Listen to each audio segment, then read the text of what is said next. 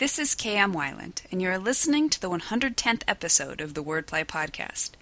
Writers have to be flexible. The one sure thing about writing is that nothing ever turns out exactly as you think it will.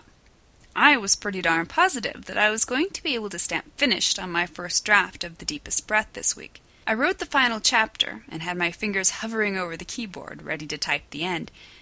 But I could just tell something wasn't quite right. I always know when a story is wrong. I don't always know when it's right, but I always have a dark, twitchy, not quite right feeling when something's amiss. I had that feeling about my final chapter. It's a chapter I'd been planning since early in the outlining stages, but now that I'd actually written it, I could tell it was all wrong. There's probably no part of a story more difficult to chuck than the final chapter. You want so bad to be finished so you can print off that proud finished product and start polishing. But chuck it I did. I hit the brainstorming barn again, figured out my problem, and sketched a quick outline for a new scene. I haven't had a chance to write it yet, but I've got my fingers crossed that this one will do the trick. Is your character a windbag? The latest post in the video series on my blog explains why lengthy sections of unbroken dialogue make your character's speech less realistic and more boring. You can watch the video on my blog at wordplay-kmweiland, that's weiland.blogspot.com. New videos are posted every Wednesday. Meanwhile, enjoy this week's podcast, Most Common Mistakes Series Part 8, 10 Stylistic Mistakes Sabotaging Your Story.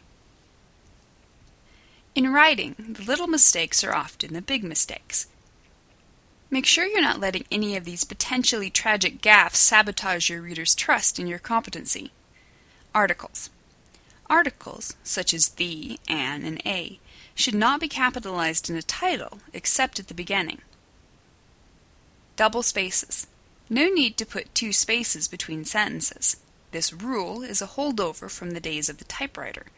Modern word processors automatically adjust the spacing between sentences, so it's no longer correct to include the extra space.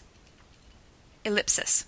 An ellipsis is always 3 periods, not 2 and not 4. Fewer. Use fewer to indicate things that can be counted, and less to indicate things that cannot be counted. Independent clauses. Use a comma to separate independent clauses. Lee verbs. It is incorrect to connect a pair of modifiers with a hyphen when the first modifier ends in ly. Punctuation. Commas and periods always go inside quotation marks. Colons and semicolons go outside. Semicolon.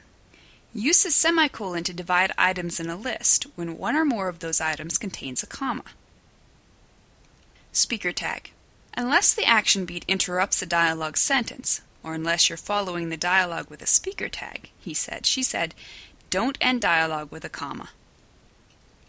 Title. Titles, such as Mom or Dad, should only be capitalized when used as a direct replacement for a name.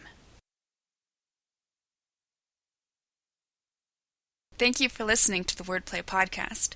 To read a transcript of this episode, visit me on the web at wordplay-kmweiland, that's weiland.blogspot.com, and be sure to listen again next week.